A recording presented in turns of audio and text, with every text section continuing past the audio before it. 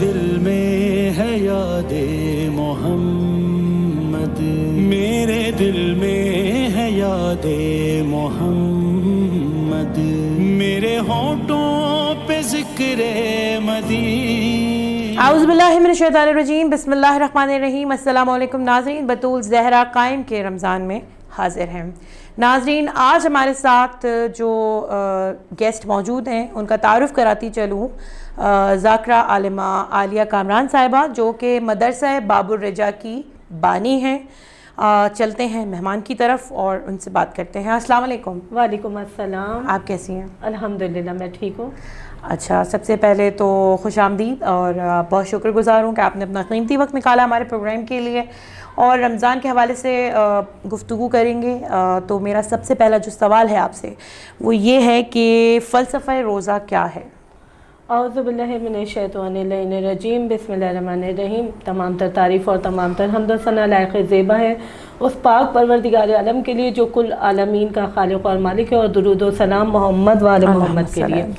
سب سے پہلے تو میں گفتگو کا آغاز کرنے سے پہلے آپ کی اور قائم ٹی وی کینیڈا کی بہت شکر گزار ہوں کہ انہوں نے مجھے اس خوبصورت پروگرام میں شریک عبادت کیا رمضان المبارک کے حوالے سے۔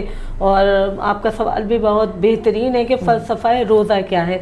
دیکھیے، روزہ کہا یہ جاتا ہے کہ ہمیں بھوک اور پیاس برداشت کرنے کو ہمارے یہاں کے اسلام میں کہا جاتا ہے کہ روزہ ہے، جبکہ اگر ہم دیکھیں تو روزہ نام ہے اپنے نفس کو مارنے کا، اور حلال کاموں سے بھی اپنے آپ کو روکنے کے نام کو روزہ کہتے ہیں، اور حرام کاموں سے روکنے کو بھی روزہ کہا جاتا ہے۔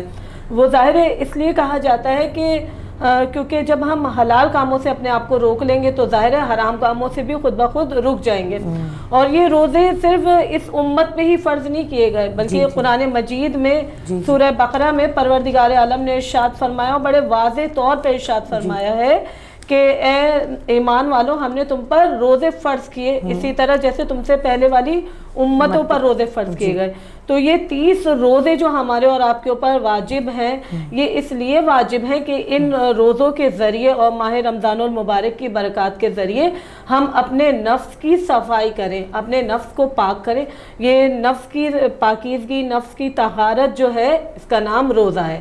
تو میں سمجھتی ہوں اس سے بہترین فلسفہ روزہ اور کوئی نہیں ہوگا، کیونکہ یہ روزہ رکھنا ہمارے اندر کی جتنی بھی اخلاقی برائیاں ہیں وہ تمام برائیاں دور ہو جاتی ہیں۔ جیسے کہ جناب بی بی فاطمہ زہرا سلام اللہ علیہ سے پوچھا گیا تھا کہ روزے سے کیا مراد ہے، تو جناب فاطمہ زہرا سلام اللہ علیہ نے ارشاد فرمایا تھا کہ روزہ رکھنا انسان کے اندر اخلاص کو پیدا کرتا ہے، اور جب ہم اپنے اندر اخلاص پیدا کر لیں گے تو اس سے بہترین کوئی میں سمجھتی ہوں نفس کی پاکیزگی کوئی نہیں ہوگی۔ نہیں، یہاں پر میں آپ سے ایک بات ہی کروں گی کہ موسٹلی یہ دیکھا جاتا ہے کہ جب ہم روزہ رکھ لیتے ہیں تو ایک غصے کی کیفیت میں آ جاتے ہیں میجورٹی خواتین بھی، اور جو ڈرائیونگ کر رہے ہوتے ہیں حضرات وہ بھی غصہ کرتے ہیں۔ تو اس بارے میں آپ کیا کہیں گی؟ جی، اس بارے میں یہی کہنا چاہوں گی کہ دیکھیے، ہمارے اندر جو یہ روزے والی کیفیت ہوتی ہے، حالانکہ اس کے ذریعے ہم اپنے جو اخلاقی 3 برائیاں ہیں نا انہیں دور کر رہے ہوتے ہیں۔ ایک دیکھیں، انسان کے جو جسمانیت کا تعلق ہے وہ زبان سے ہے، روح سے ہے، اور انسان کے ضمیر سے جس چیز کا تعلق ہے، تو ہم ان چیزوں کی صفائی نہیں کر رہے تو پھر کیا فائدہ روزہ رکھنے کا؟ اور اگر ہم دوسروں کو بتائیں گے نا کہ ہمارا روزہ ہے تو اس سے لوگوں کو پتہ چلے گا کہ ہمارا روزہ ہے۔ لیکن ضروری نہیں ہے کہ ہم اس طرح کی کیفیت کو اپنے اوپر نمودار کریں کہ لوگ دیکھ کر کہیں گے بھائی روزہ رکھ کر کوئی احسان تھوڑی کر رہے ہیں آپ۔ کیونکہ واقعی آپ نے بالکل صحیح بات کی ہے۔ میں نے بھی اکثر نوٹ کیا ہے کہ ہم بازاروں میں بھی چلے جاتے ہیں، خریداری کے درمیان خواتین میں بھی غصے کی کیفیت ہوتی ہے اور مرد حضرات میں بھی غصے کی کیفیت ہوتی ہے، ڈرائیونگ کے درمیان اکثر غصے کی کیفیت ہوتی ہے۔ تو میں سمجھتی ہوں کہ ان کیفیات کو قابو میں رکھنا اپنے نفس سے جنگ کرنے کا بالکل ایسے ہی ہے۔ اچھا، میں جو ہے وہ یہ بات یہاں سیکنڈ کرتی چلوں گی عالمہ عالیہ کامران صاحبہ کی، کہ ایک دفعہ جو ہے وہ 2 خواتین لڑ رہی تھیں اور رسول خدا کی طرف ان کا کیس لایا گیا، تو رسول خدا صلی اللہ علیہ وسلم نے فرمایا کہ انہیں پانی پلا دیجئے۔ تو لوگ بہت حیران ہوئے، کہا رسول اللہ، یا رسول اللہ رمضان چل رہے ہیں تو ان کا تو روزہ ہے۔ تو انہوں نے کہا اب نہیں ہے۔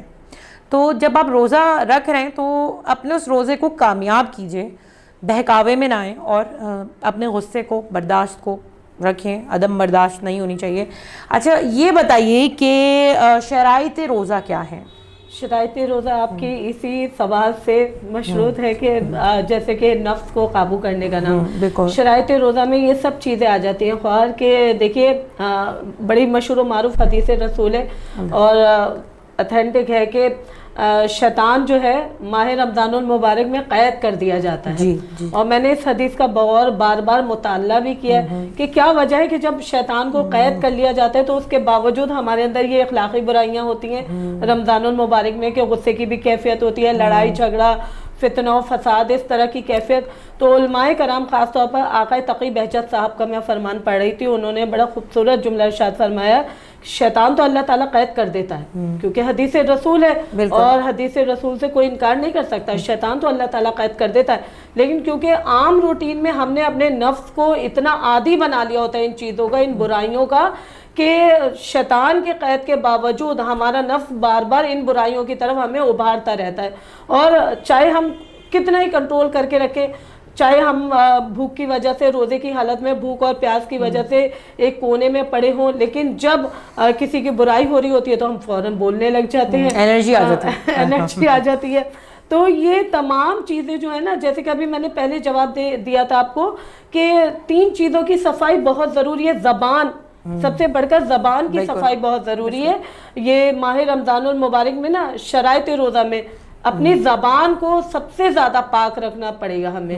اور ضروری ہے کہ آپ برائیوں کے ذریعے یا لڑائی جھگڑے کے ذریعے یا کسی کے اوپر غصہ کر کے آپ یہ ظاہر کریں کہ آپ کا روزہ ہے, بلکہ اسی زبان کو ہم اگر اللہ کی یاد میں غرق فرما دیں, اللہ کی یاد میں مصروف کر دیں, تسبیح پڑھتے رہیں, قرآن کریم کی قدرت کرتے رہیں, تو ہماری یہ شرائط روزہ جو ہے وہ پوری ہو جائیں گی.